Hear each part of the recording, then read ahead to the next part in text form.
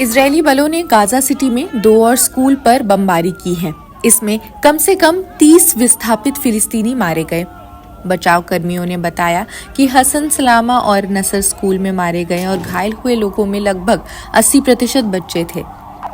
Masoud Pezeshkian ने फिर से इस्माइल हानिया की हत्या का बदला लेने का वादा किया और जॉर्डन के विदेश मंत्री से कहा कि हानिया को मारकर इजरायल ने बड़ी गलती की है।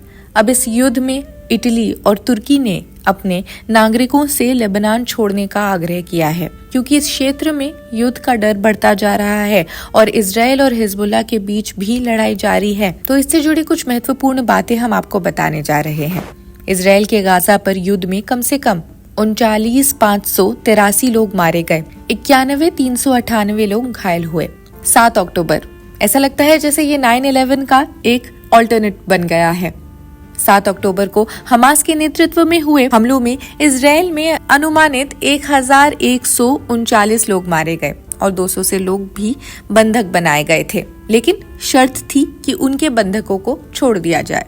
इजरायली सेना के प्रवक्ता ने रविवार को प्रेस कॉन्फ्रेंस में कहा, इजरायल को अभी तक नहीं पता कि हमला कहां से आएगा, लेकिन उन्होंने कहा कि वे सभी मोर्चों पर तैयार है और आक्रामक और रक्षात्मक दोनों तरह से कार्य करने के लिए सक्षम भी। सोशल मीडिया पर कई इमेजेस से पता चलता है कि आयरन डोम मिसाइल रक्षा की जो सीरीज की बैटरियों को पूरे देश में तैनात कर दिया गया है और उनकी पुनर्पूर्ति भी की जा रही है, क्योंकि इजरायल अपनी हवाई सुरक्षा को अब मजबूत कर रहा है।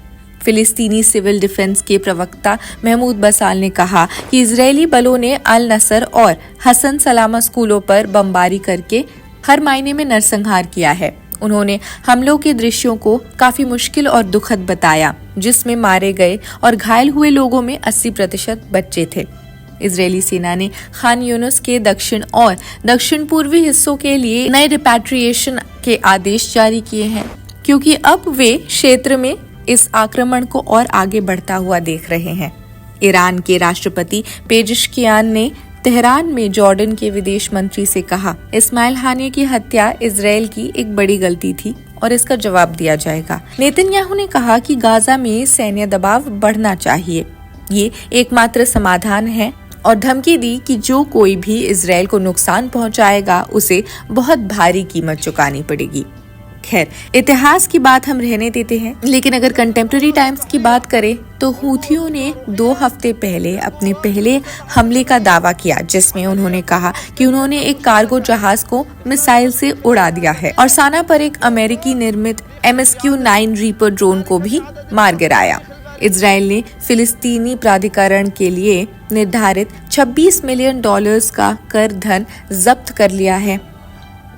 फिलिस्तीनी स्वास्थ्य मंत्रालय ने गाजा के लोगों के लिए एक ब्लड डोनेशन अभियान भी शुरू किया है। ब्लड डोनेशन अभियान की घोषणा करते हुए स्वास्थ्य मंत्री अबू रमादान ने कहा, हमारा खून एक है।